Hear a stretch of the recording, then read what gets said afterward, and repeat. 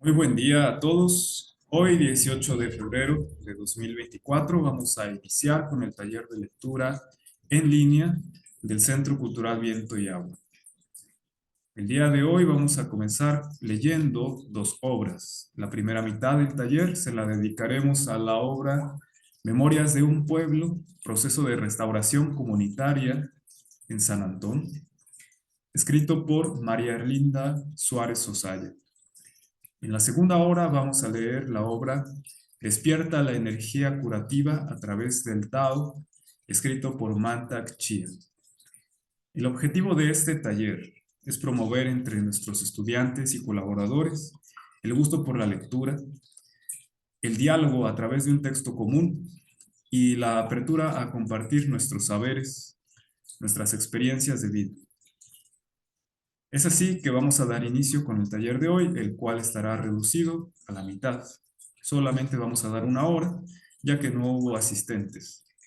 Esperemos que en las próximas sesiones se puedan ustedes conectar o avisarme de que vienen para que yo los reciba aquí presencialmente también.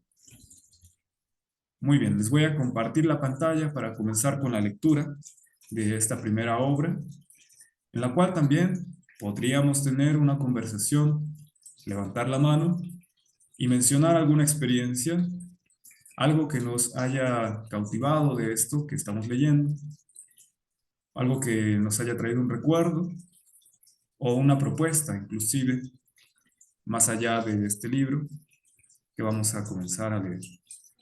Les voy a compartir la pantalla. Se llama Memoria de un pueblo, proceso de restauración comunitaria en San Antón, escrito en 2023.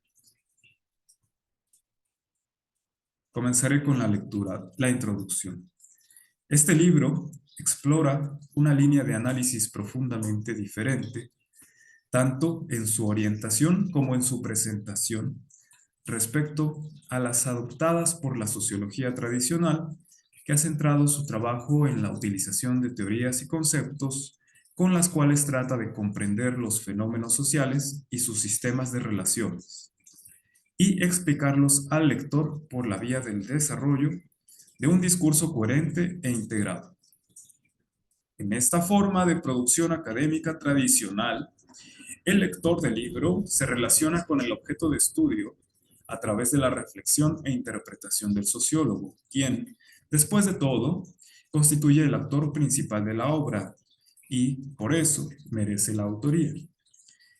En este libro, en cambio, el papel que juega la sociología y por ende la socióloga, María Erlinda Suárez, es el de ser portavoz de los propios actores sociales que a través de su memoria dan cuenta de sus recuerdos y de sus experiencias en torno al proceso de restauración comunitaria que han emprendido para tratar de resistir los ataques de sus poderosos adversarios: la pobreza, la violencia y la desintegración social.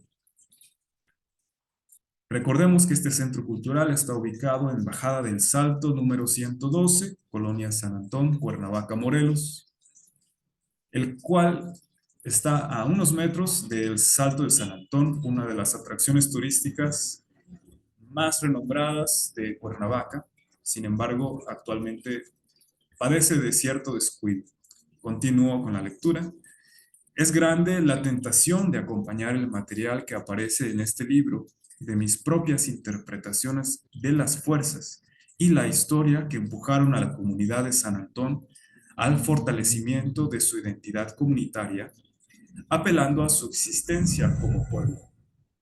En esta ocasión, sin embargo, toca a la propia comunidad darle voz a su memoria y permitir que los pobladores compartan con los lectores sus recuerdos, al tiempo que dan cuenta de la búsqueda que han emprendido con el fin de crear las condiciones que les permitan potenciar su capacidad de construir su propia historia.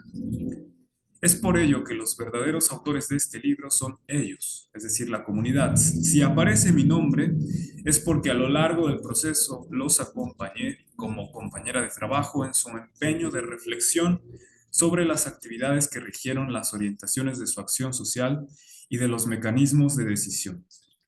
Además, no puedo negar el enorme trabajo que implicó para mí y para Ernesto Takayanagi, quien me ayudó enormemente en esta tarea, coordinar la producción y edición de esta memoria, además de haber grabado en la memoria propia recuerdos que ahora comparto con los habitantes de este hermoso lugar en Cuernavaca. Por otra parte, mi participación en el proceso de restauración comunitaria en San Antón se ha de entender en el marco de lo que ha sido, por años, el tema al que he dedicado mis esfuerzos de investigación, educación y transformación social, que he vinculado con la llamada sociología de la acción, la cual coloca a la sociedad civil por encima del orden social y del Estado y pone el énfasis en la comprensión de la capacidad de producción de la sociedad por ella misma. También un paréntesis en este párrafo. Es una de las motivaciones de este centro cultural incidir en la educación y la transformación social de esta colonia. El proceso de restauración comunitaria relatado en este trabajo no ha concluido. Hablamos de 2003. Hasta ahora sus frutos han sido varios y entre ellos se cuentan un plan estratégico que pretende orientar las acciones hacia la construcción del futuro anhelado por los integrantes de la comunidad parroquial del pueblo de San Antón y una institución educativa comunitaria, Don Bosco. Ahora ya es muy conocida esta Fundación Don Bosco, que está muy cerca de aquí también. Ambos frutos son muy valiosos. Sin duda se inscriben en lo que Paulo Freire, conocido como esperanza, concibe como esperanza. El actor principal del proceso, llevado a cabo en San Antón, es la comunidad eclesial vinculada estrechamente a la parroquia de San Antonio de Padua. El líder del proceso, hasta hoy, ha sido el sacerdote católico, el padre Toño. Su carisma le ha permitido ejercer una autoridad legítima en todas las acciones emprendidas por la comunidad, en aras de su restauración, incluido el proyecto educativo Don Bosco. Hace 2 décadas habría tocado el tema de las escuelas religiosas desde una perspectiva francamente crítica. Sin embargo, hoy día, en este mundo en rápido cambio, en que las instituciones y sus normas se debilitan y en el que la violencia se multiplica, el sistema escolar debe hacerse cargo de los problemas de los jóvenes de frágil situación, rebeldes y estigmatizados por las escuelas, como malos alumnos o habitantes de zonas de riesgo. La experiencia de San Antón y en particular la de Don Bosco me ha mostrado las bondades de la enseñanza religiosa para este tipo de jóvenes, lo que, sin embargo, no me impide advertir los riesgos dramáticos de definir el bien y el mal mediante el espíritu de una iglesia. Alertar a los actores mismos del proceso de restauración comunitaria en San Antón acerca de los efectos perversos que pueden traer consigo la defensa radical de identidades personales, religiosas y culturales, ha sido un papel que me ha correspondido como sociólogo. Me ha tocado insistir en la importancia que tiene el que la comunidad parroquial se mantenga abierta al otro, lo reconozca y dialogue con él, sin apoyarse sobre una identidad religiosa o comunitaria que exija ceder al deber moral en lugar de los derechos sociales, poniendo en riesgo la libertad de los individuos en aras de la pertenencia. Esta alerta está llena de inquietud. Su punto de partida es la historia reciente del mundo, testigo de fundamentalismos y comunitarismos que en nombre de principios metasociales ponen en riesgo las condiciones de existencia de la vida social, de vivir juntos, de la comunicación entre seres individuales o colectivos, que se aceptan distintos. Ante la cultura de masas y la crisis de lo público, la conciencia del nosotros, que caracteriza a las relaciones de tipo comunitario, se ha refugiado en un claustro que deja poco lugar a la expresión del yo y a la inclusión del otro. Cabe aquí mencionar que nosotros no realizamos como centro cultural ningún tipo de proselitismo ni político ni religioso. Solamente estamos aquí como una plataforma que permite la expresión del conocimiento a través del diálogo. Así como nos menciona la socióloga María Linda Suárez, hay que siempre estar en guardia de cualquier extremo que se llegue a desarrollar en esta comunidad, no tanto dentro de los procesos artísticos, sino del proceso social, ya que muchas veces en los procesos artísticos se desbordan las pasiones o surgen fricciones entre las personas, dada la estrecha convivencia. Este es un caso de estudio muy interesante, pero ya es otro tema, entonces retomo la lectura. Por otro lado, estoy llena de optimismo. Ciertamente, San Antón se ha transformado. La violencia y la insatisfacción que había entre sus pobladores, en particular entre los jóvenes, se ha reducido visiblemente. Esto es cierto, antes en este centro cultural, la cortina estaba toda grafiteada, era, era muy feo el lugar. Estoy hablando de esta época, de alrededor del año 2000. La conciencia y la acción colectivas, es decir, la comprensión por parte de los habitantes del pueblo de que existen intereses y luchas comunes, han potenciado su capacidad de impugnación y de superar la descomposición de lo social. Con ello se han afirmado como sujetos con dignidad y autoestima. Hay casos muy interesantes que se narran en otras obras, en otros estudios de este mismo tema, que también quiero compartirles respecto de este tema de estos individuos que sufrieron una transformación radical.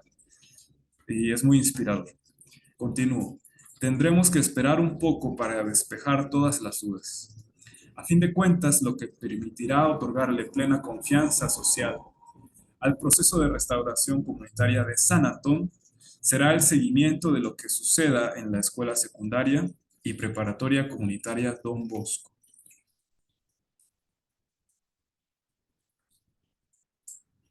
Si en este espacio educativo se logra educar a los y a las jóvenes para aprender y por lo tanto para enseñar, para conocer y para intervenir. Si efectivamente la práctica educativa se entiende como un ejercicio constante a favor de la autonomía de educadores y educandos, podremos instalarnos de lleno en el optimismo. Después de todo, el espíritu y la organización de una sociedad se manifiestan con la mayor claridad en sus reglas jurídicas y programas educativos.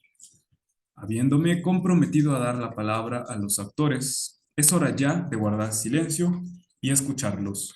Solo me resta sugerir al lector que se mantenga atento a captar la riqueza de los símbolos que se manejan en esta obra y enfatizar la importancia del sentido que la muerte y la resurrección cobran para los pobladores de San Antón en el proceso de restauración comunitaria.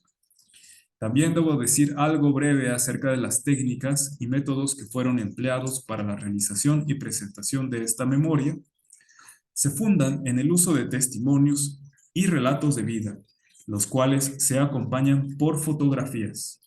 Se aproximan a ciertas técnicas que han sido aplicadas en la historia oral y las historias de vida, conjuntamente con la historia visual. De esta manera se trata de mantener siempre fresca la memoria, cuando menos esta.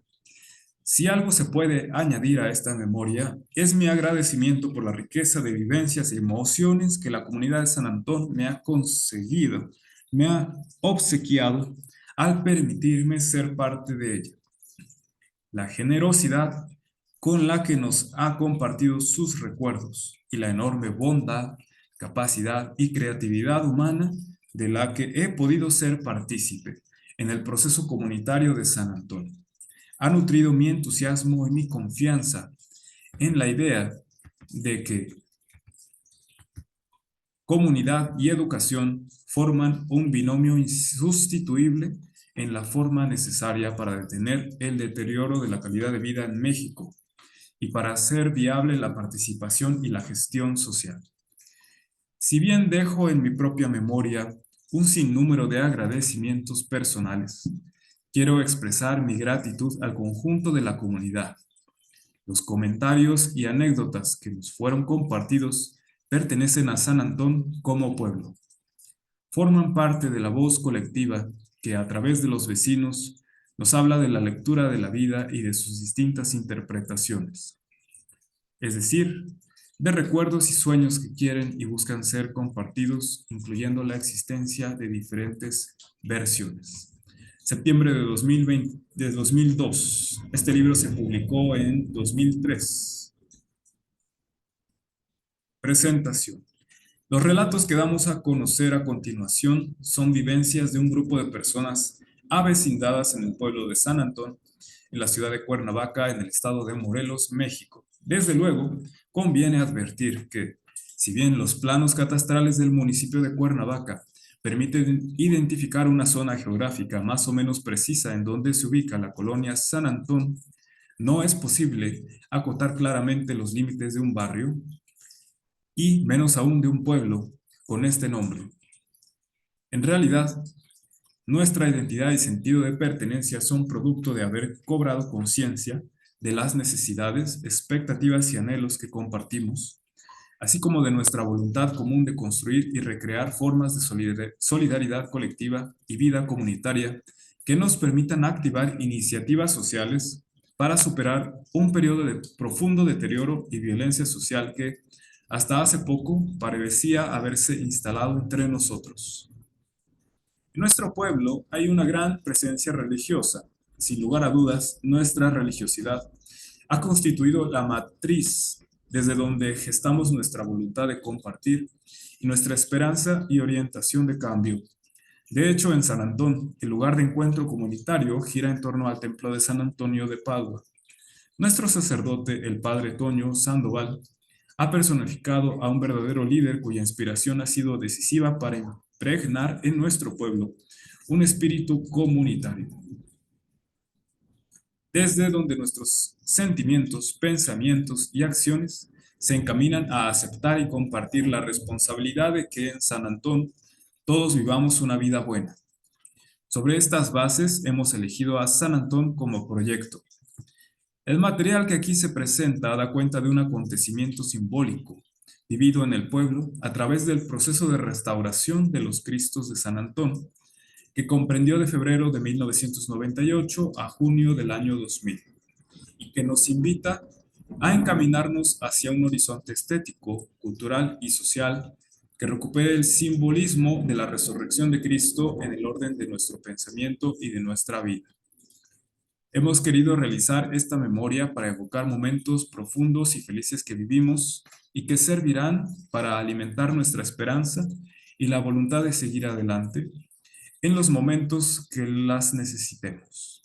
También para dar y compartir nuestra fe en Dios y en el ser humano, no solo entre nosotros, sino con todos. Asimismo, tenemos el propósito de que los protagonistas de esta historia, el pueblo de San Antón, fortalezcamos nuestra conciencia a través de la reflexión y entendimiento de nuestro propio devenir. Naturalmente, que no podríamos dejar fuera de nuestra memoria a todas las personas a las que les debemos nuestro agradecimiento por el apoyo que nos han brindado. A nuestro pueblo todo, niños y niñas, jóvenes, mujeres y hombres, adultos y mayores, a nuestros sacerdotes, guías y amigos Antonio Sandoval Tajonar, Toño, y a Jesús Longar Chucho, al obispo de Cuernavaca, don Luis Reynoso Cervantes, al exgobernador de Morelos, licenciado Jorge Morales Barud, al entonces presidente municipal de Cuernavaca, hoy gobernador del estado de Morelos, licenciado Sergio Estrada Cajigal, al ayudante municipal de San Antón, Alberto Buenos Aires, a cada uno de los grupos parroquiales que trabajan para nuestra comunidad, especialmente al Consejo. Damos las gracias a los integrantes del grupo Elige, que fueron los promotores del proyecto Los Cristos de San Antón y trabajaron con entusiasmo para lograr restaurarlos.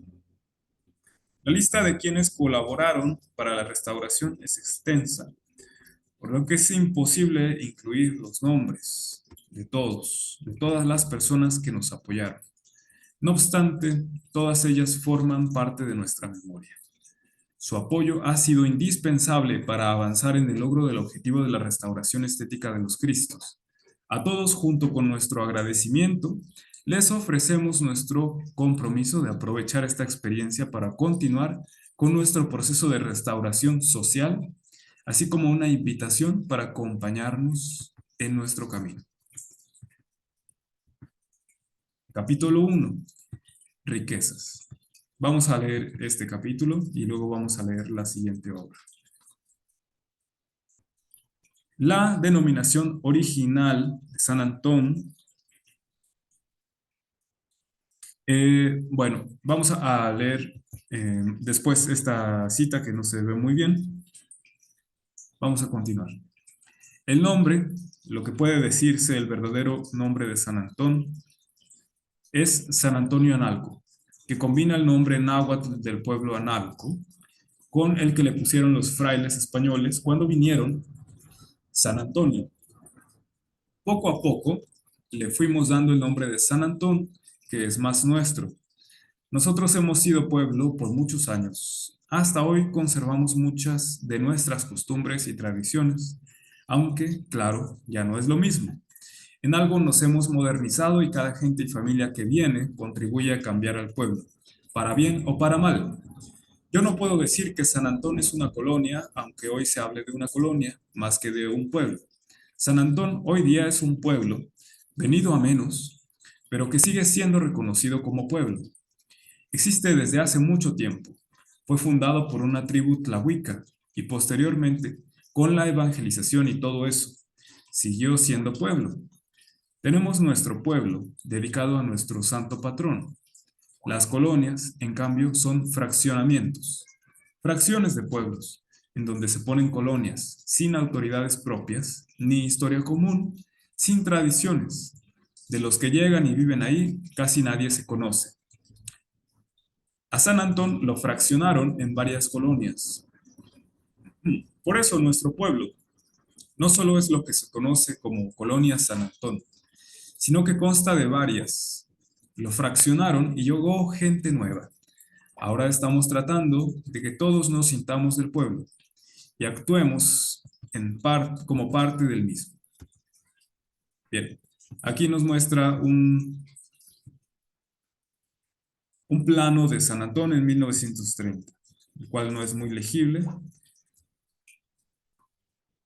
pero más adelante vamos a retomarlo con más detalle. Cuando uno se siente del pueblo, se sabe dueño de él. Los dueños somos nosotros y por eso a nosotros nos toca cuidar y hacernos cargos del pueblo. Antes, en el pueblo de San Antón, todo se decidía por elección entre vecinos. ¿Qué vamos a hacer esto o aquello? Si la mayoría decía que sí, se hacía. Si la mayoría decía que no, pues no se hacía. Siempre había votaciones, eran abiertas. Claro que solo votaban los que eran del pueblo. La reunión para elegir cualquier cosa que se hacía estrictamente con los de aquí. Solo votaban los vecinos de San Antón. Aquí en esta foto se aprecia la entrada de la iglesia de San Antón.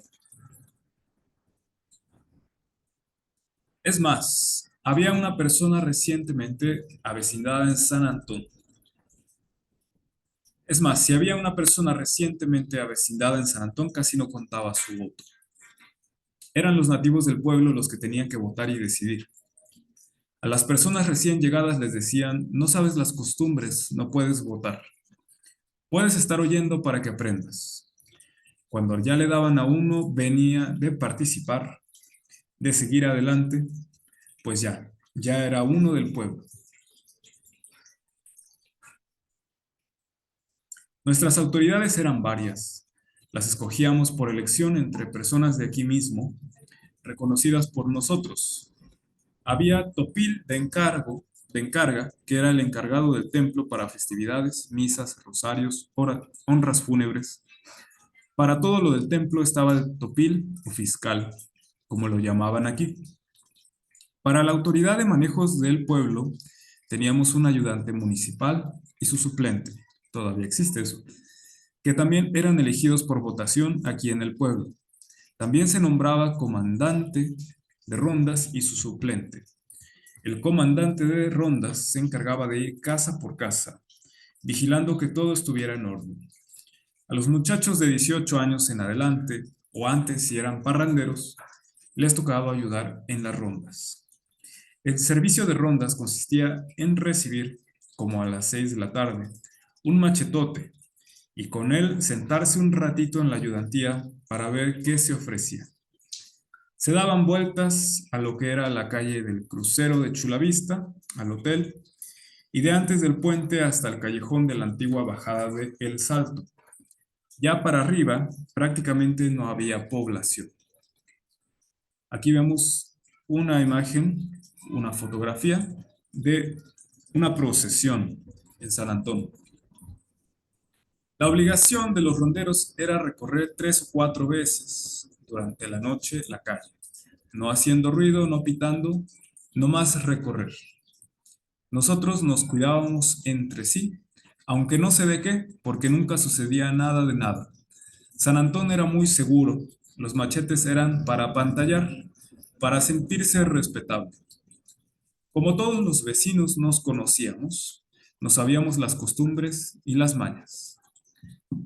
El comandante de rondas y su suplente conocían quiénes eran los muchachos de 15 o 16 años que eran parranderitos. A estos muchachos les tocaba hacer ronda. No protestaban, ni ellos ni sus familiares, porque era un gusto. De a 2 o 3 amigos andar de aquí para acá, sube y baja. A los 18 años, hacer la ronda era una obligación. Esa era la costumbre y todos la respetábamos. Nadie protestaba, nadie decía no. Cada uno reconocía sus obligaciones y órale, a trabajar en la ronda. Aquí vemos una imagen de esta calle, que es la zona de venta de viveros y alfareros, viveristas y alfareros. Eh, Actualmente se ve muy parecida, nada más que ha sido un poco invadida precisamente por estos viveros. No había cableado en aquella época, como podemos apreciar. Ahora ya está lleno de cables y los autobuses turísticos se estacionan más o menos a la altura de este centro cultural y ya no bajan hasta allá. Es lo que he podido notar. Aquí vemos más imágenes de este pueblo. Aquí de la capilla de la Virgen, que está justo aquí a unos metros. Continúo.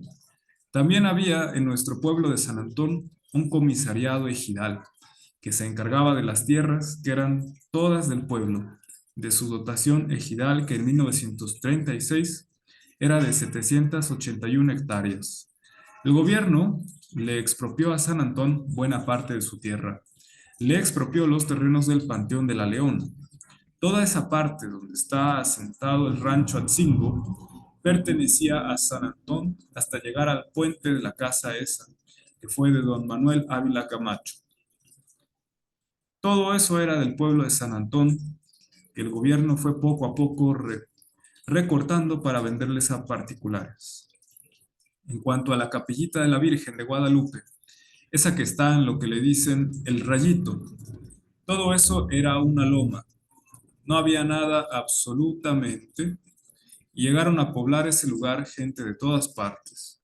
Gente que no era de Cuernavaca, sino de Guerrero, del Estado de México y Puebla, principalmente. Como ahí estaba libre, pues ahí asentaron sus casitas. Pusieron una tienda que todavía existe. Fue la primera en esa zona. Su propietario, que era del Estado de México, le puso el Rayito de Sol. Desde entonces, a ese tramito de San Antón se le nombra el Rayito. Estos nuevos pobladores construyeron la capilla dedicada a la Virgen de Guadalupe. Fue con la ayuda de todos los vecinos para celebrar el 12 de diciembre. Pidieron colecta a todo el pueblo, pero ellos fueron los de la iniciativa. San Antonio no era su patrono, querían a su Guadalupe. Ahora en San Antón tenemos a nuestro santo y también a la Virgen.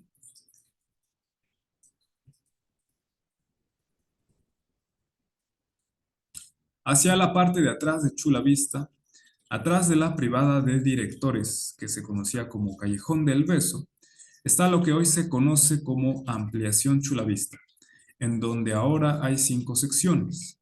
Antes, todo esto era lleno de vegetación y había huertas de chayotes y algunos sembraban maíz y tenían hortalizas. En el tiempo en que fue gobernador Lauro Ortega, hubo invasiones a estos terrenos. Vinieron bien organizados, tomaron la tierra y la fraccionaron. Desde entonces han ido llegando más pobladores, de poco en poquito. En la actualidad, San Antón es un pueblo con mucha variedad de gente. No todos nacimos aquí ni tenemos el mismo arraigo. Sin embargo, todos los que vivimos aquí nos sentimos del mismo pueblo.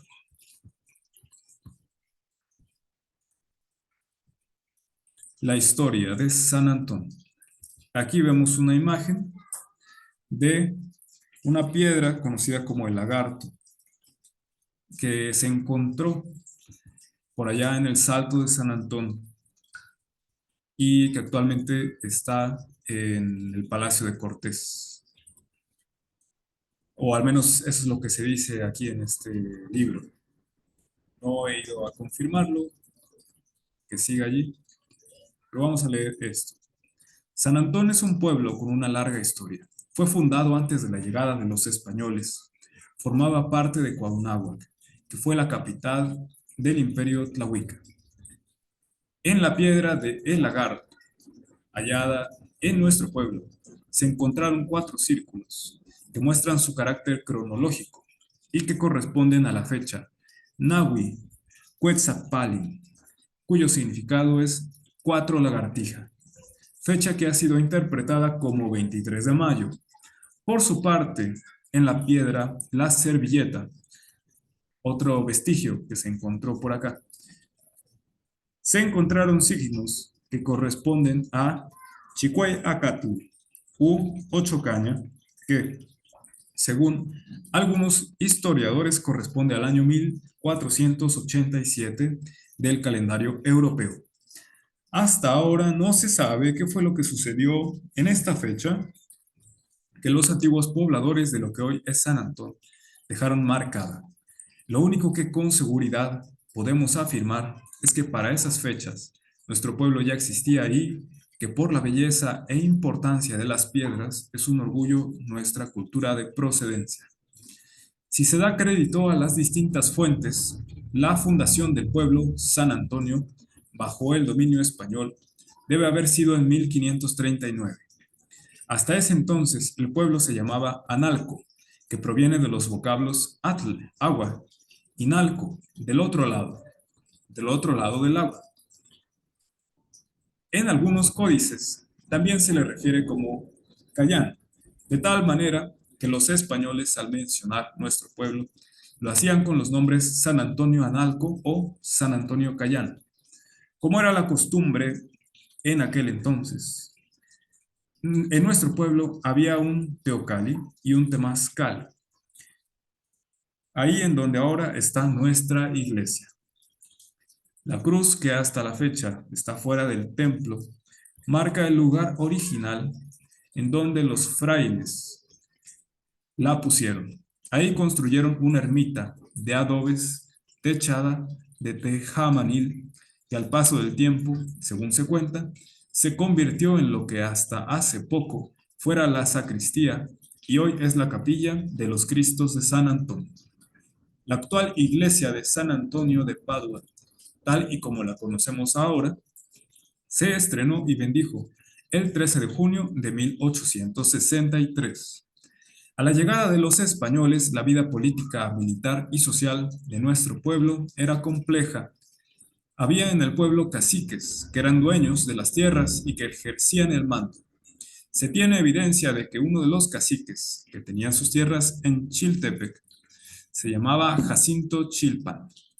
También don Melchor de la Cueva y Lucas de Santiago y San Martín tenían tierras en lo que hoy es San Antón. Todos ellos fueron bautizados y tuvieron que rendir tributos a los conquistadores y a los reyes de España.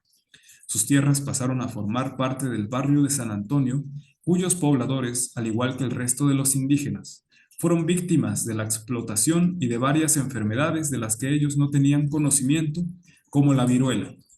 Para finales del siglo XVI, había muy pocos pobladores en San Antonio y los españoles les dieron la orden de que se congregaran en otro lugar, para que no estuvieran disgregados. Los ordenaron irse a Xochitepec, pero no se fueron. Se quedaron en su tierra y nos la heredaron con todo, y el lagarto, la servilleta, y quién sabe cuántas cosas más que hemos valorado poco, que se las han llevado y no sabemos dónde están.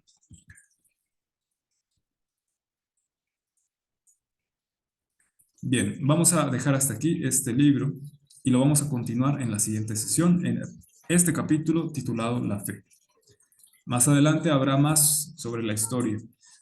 Todos estos son testimonios de la comunidad de San Antonio. Ahora vamos a cambiar la lectura. Vamos a leer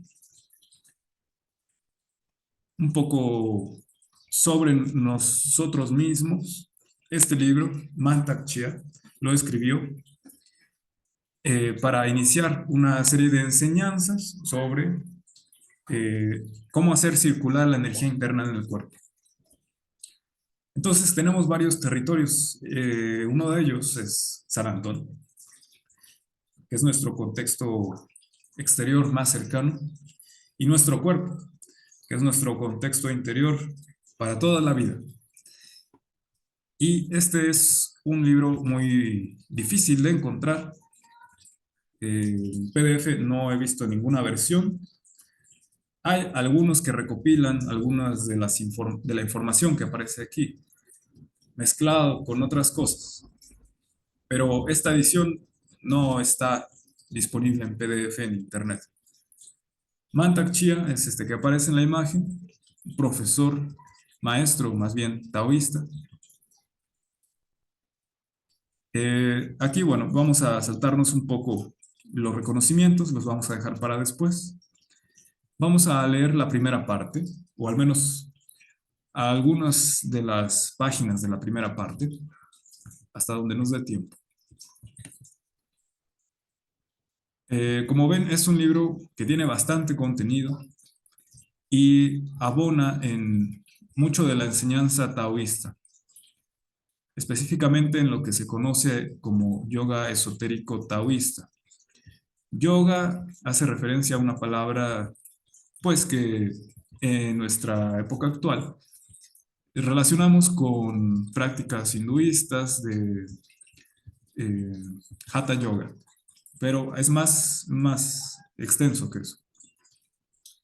Y la palabra esotérica hace referencia a algo interno. Y taoísta, bueno, es un conjunto de prácticas, no es una religión como tal, que surgió en China.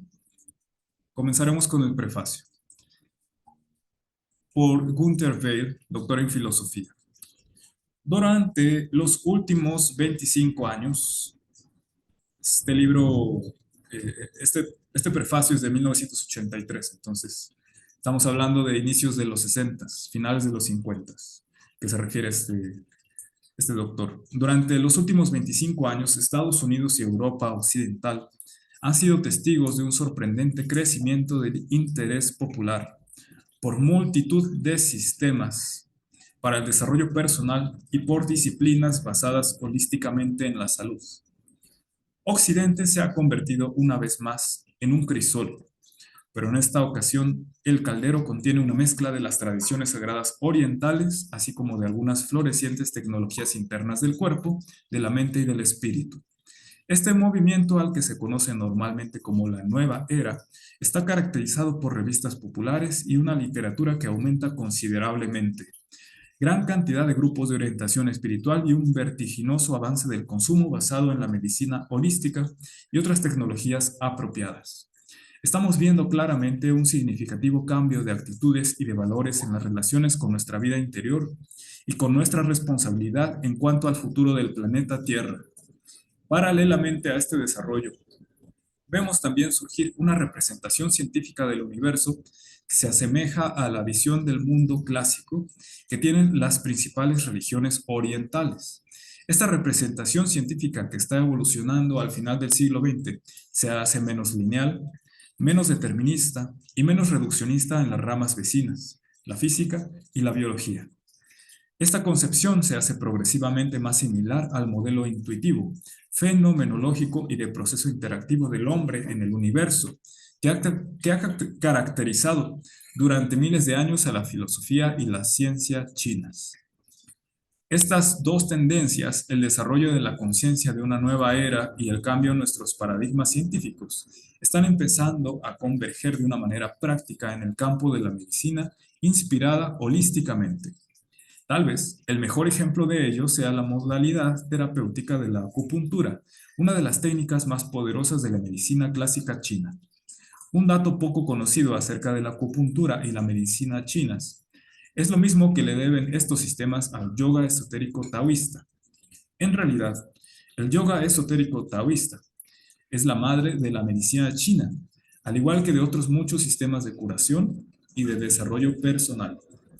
A muchos occidentales, el taoísmo les ha parecido un sendero evasivo e inescrutable, mejor ejemplificado por los misterios oraculares del I Ching y por la sabiduría de Lao Tzu y Chuang Tzu, los filósofos naturales de la vía, el camino, el Tao.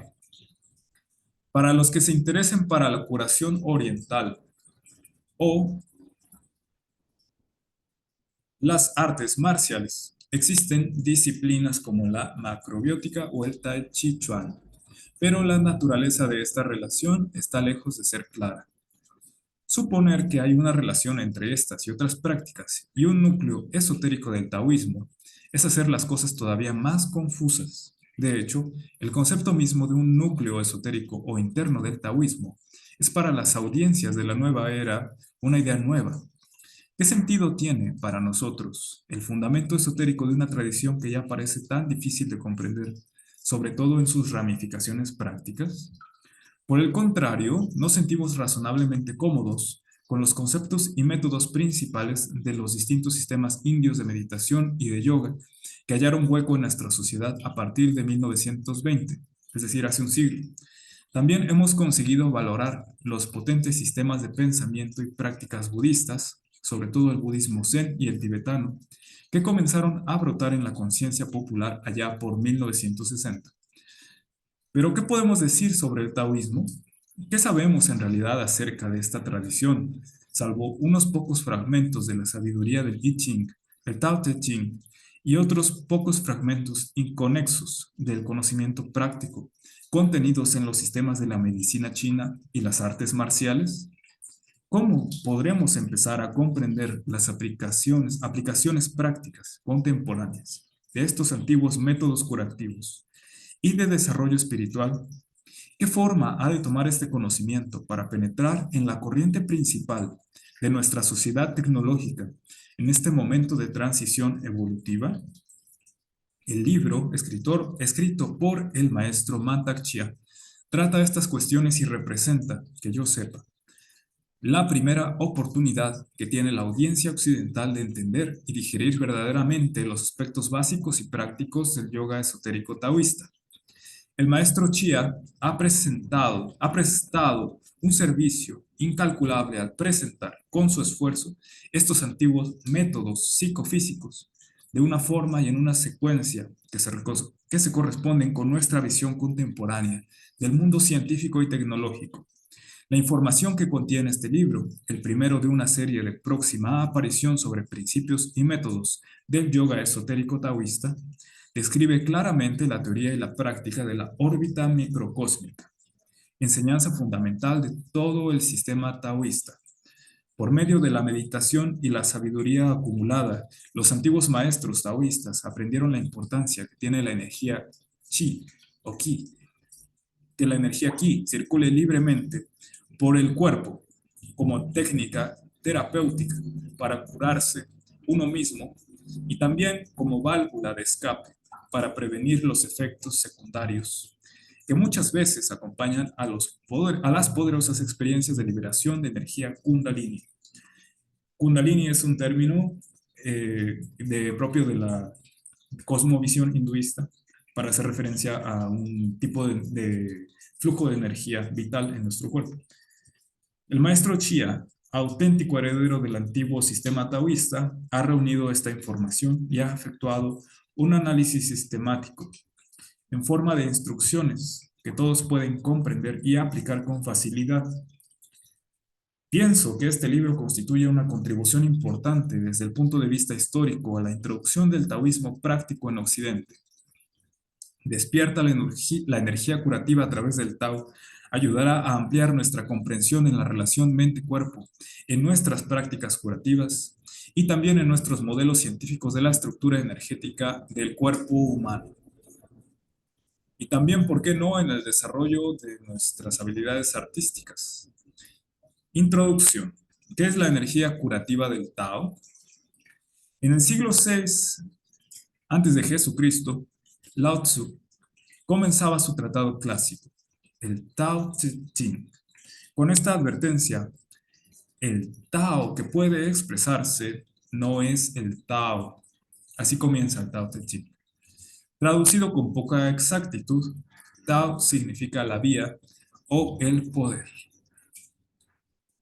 En las primeras escrituras chinas, el Tao implicaba un entendimiento de la vida que hacía resaltar la armonía individual con las fuerzas de la naturaleza. Los sabios taoístas muchas veces se volvían eremitas, que habitaban en las montañas y despreciaban las ofertas de poder que les ofrecían los admirados emperadores, diciendo que preferían someterse a la soberanía de la naturaleza antes que a la soberanía transitoria de la sociedad. Eran ermitaños. Siguiendo la misma tradición, despierta la energía curativa a través del Tao. Tiene sus raíces en el proceso natural, nuestra naturaleza corporal.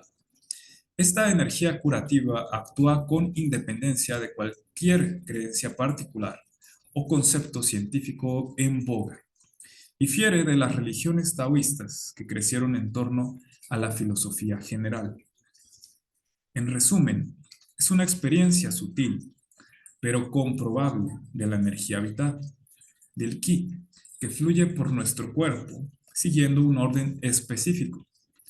Fue descubierto por sabios chinos, poseedores de una mentalidad práctica, y está al alcance de cualquier persona, de cualquier edad, que desee entrenarse para observarlo y utilizarlo.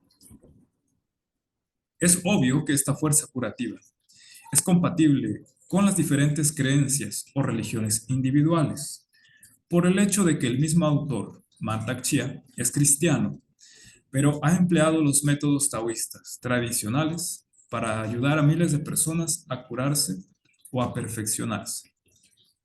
Una persona podría estudiar cientos de volúmenes de la enciclopedia taoísta escrita en chino y los comentarios sobre el Tao Te Ching o el I Ching en una docena de idiomas y no aprender nunca a despertar el poder curativo del Tao, tan adornado con versos. Y bien, aquí en la experiencia personal es cierto, por más que uno traduzca el Tao Te Ching, que investigue en la raíz de las palabras de estos versos, en los radicales mismos de los caracteres que son parte del chino, de la forma de escritura del chino, por más que leas y leas libros sobre taoísmo, no es lo mismo que vivirlo.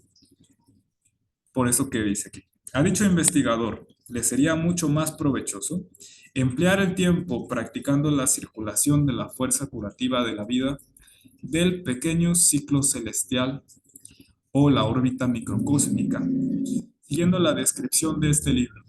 Por supuesto, no es de meditar la erudición en cuanto a este tema. Digamos que sí te da cierto panorama más amplio sobre lo que significa esta filosofía, pero la parte vivencial es más importante. Eso es lo que nos está tratando de dilucidar este comentario. Mantak Chia ha leído esos cientos de volúmenes esotéricos, además de recibir la más alta enseñanza verbal de los maestros taoístas.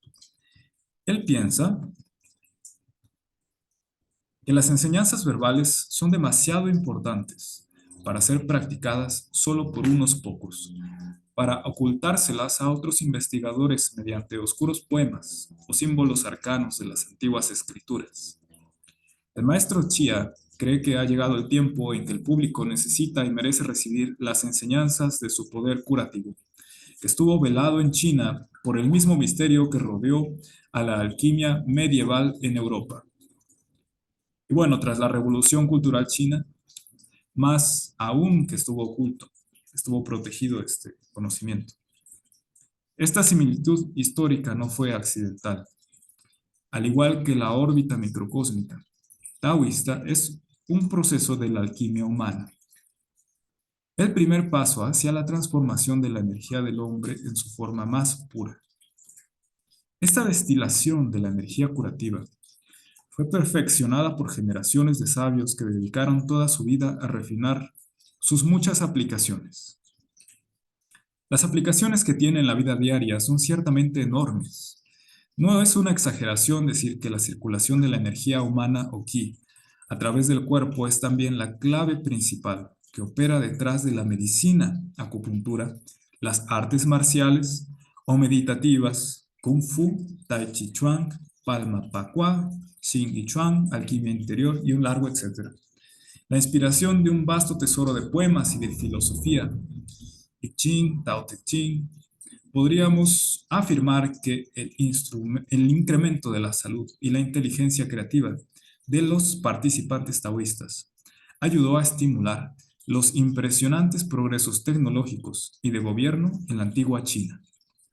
Confucio estaba muy versado en la filosofía taoísta y expresó una gran admiración por ello. Es muy probable que él fuera también practicante de este arte. Desde que se publicó la primera edición del libro Despierta la energía curativa a través del Tao, se han dirigido a estudiantes de diversas artes chinas a Mantak Chia y le han confesado estar sorprendidos de ver esta obra puesta a la venta. La información que contiene les fue enseñada después de años de dedicación y disciplina, practicando tai chi, meditación o artes marciales. Les habían dicho que la circulación de la órbita microcósmica era el mayor de los secretos para llegar al poder interno de la mente y del cuerpo, y que no había de ser revelado a personas ajenas al círculo interno. Puesto que domina muchos sistemas diferentes del conocimiento esotérico chino, la perspectiva del maestro Chia es distinta de la mayoría de los maestros. Para el maestro Chia, la educación empieza con el despertar de esta energía curativa. Es el pilar más importante. Si llegas a dominar la circulación de tu energía, el progreso en otras disciplinas será más rápido. Abrir el canal principal para que circule la energía por el cuerpo, lo que denominamos órbita microcósmica, es análogo a lo que hace un párvulo cuando aprende las letras del alfabeto. Es decir, hay mucha más enseñanza a partir de la apertura de la órbita microcósmica.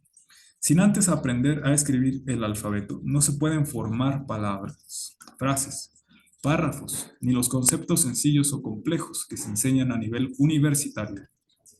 Lo mismo sucede con el poder curativo del Tao. Sin la obtención de ese flujo de energía que se enseña en este libro, el practicante descubrirá lo difícil que es avanzar rápidamente y alcanzar altos niveles en disciplinas afines.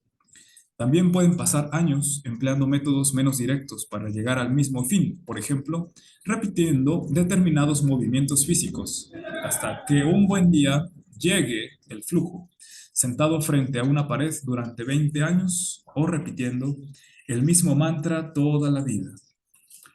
Volúmenes posteriores de la Enciclopedia del Yoga Esotérico Taoísta, escritos por el maestro Mantak Chia, elucidarán algunas de las formas más avanzadas de la práctica taoísta en curación, meditación y defensa personal, y su aplicación para equilibrar las fuerzas que a diario nos agreden.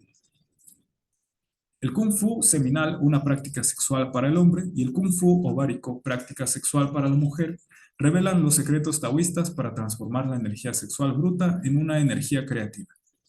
La camisa de hierro del Qigong fortalece los tejidos fibrosos, órganos, tendones y huesos y enseña a plantar en la tierra la energía humana.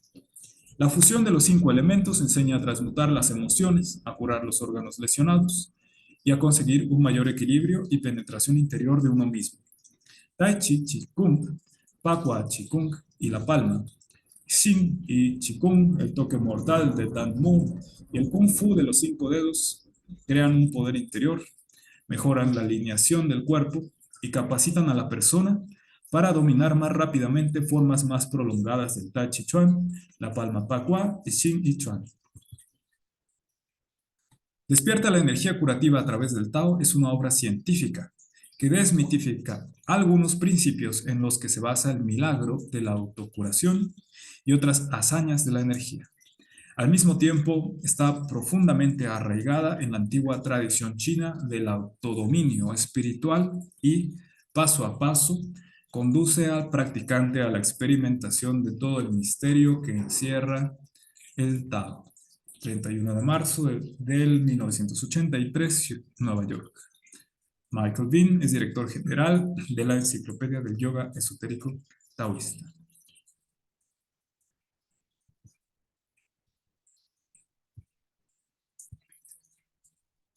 Bien, podemos leer más acerca del autor después, si es importante, pero no quiero dejar esta sesión sin avanzar realmente a lo que escribió Mantak Chia sobre este libro.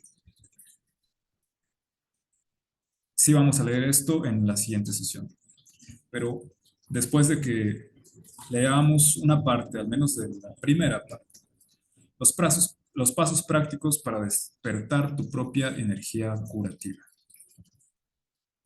Capítulo 1. Despierta el ki, la energía de la vida. La meditación, hablando con propiedad, es la relajación de la mente. La mayoría de las técnicas de meditación que hoy se enseñan relaja la mente utilizando uno de los 2 métodos básicos. El primero es el método Zen. Consiste en sentarse en silencio, mirando a una pared vacía, hasta que la mente queda en blanco.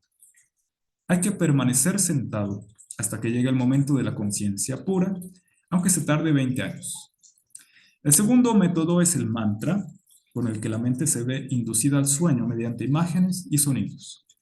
Tras miles de repeticiones, el cuerpo empieza a vibrar con una frecuencia mayor, siendo consciente la persona que medita de las energías superiores que operan más allá de las funciones que intervienen en el proceso sensorial de nuestra mente durante el día.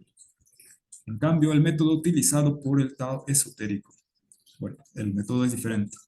Este no depende de una ausencia total del flujo mental. En su lugar, este sistema acentúa la circulación de la energía llamada Qi por ciertas vías dentro del cuerpo. Estas vías ayudan a dirigir el Qi, el que también se conoce por el nombre de prana, hacia unos centros de fuerza corporales. En el sistema hinduista se les llama chakras, sucesivamente superiores. El secreto de la circulación del Qi se ha transmitido en China durante miles de años, donde produjo extraordinarias mejoras de la salud y de la vida.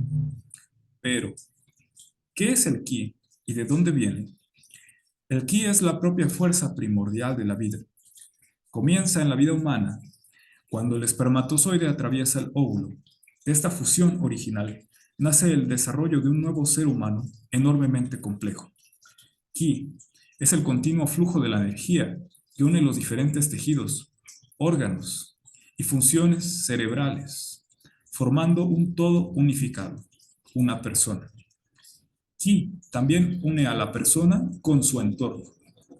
Los canales principales de la energía Qi que fluyen por el cuerpo fueron descubiertos por sabios que meditaban sobre el feto humano situado en el interior del útero. Ellos observaron que el bebé crece alrededor del ombligo de su madre y que alrededor de este, el feto absorbe los nutrientes y expulsa los excrementos. El feto, literalmente, respira a través del cordón umbilical de la madre, transportando el aire hasta su propio ombligo, pasando de ahí al perineo, de donde sube a la cabeza, para después descender desde la lengua al ombligo nuevamente. Por eso, dicen los taoístas, que el ombligo es el punto de partida para el flujo energético primordial de la vida, o ki, y que en el individuo adulto continúa siendo el punto más fuerte para el almacenamiento y la circulación de la energía. Despierta la energía curativa a través del Tao. Es un método mediante el cual un adulto regresa a ese estado de circulación dinámica de la energía que existía dentro del útero materno. En ese sentido, la meditación esotérica taoísta es un proceso de renacimiento, el retorno a los orígenes de la persona, al yo primordial. ¿Qué ocurrió tras el nacimiento? Que nos hizo perder ese equilibrio original y perfecto, que era tan nutritivo y permitió un desarrollo tan saludable. Cuando el bebé viene al mundo, su energía se reparte lentamente entre las partes frías y calientes del cuerpo. En el feto, la energía yin y yang estaba perfectamente equilibrada en una especie de tibia mixtura.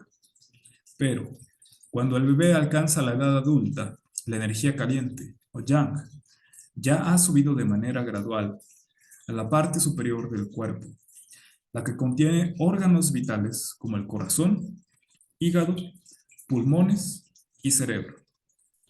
La energía fría, o yin, ha tendido a alojarse en las piernas, genitales, riñones y el bajo abdomen.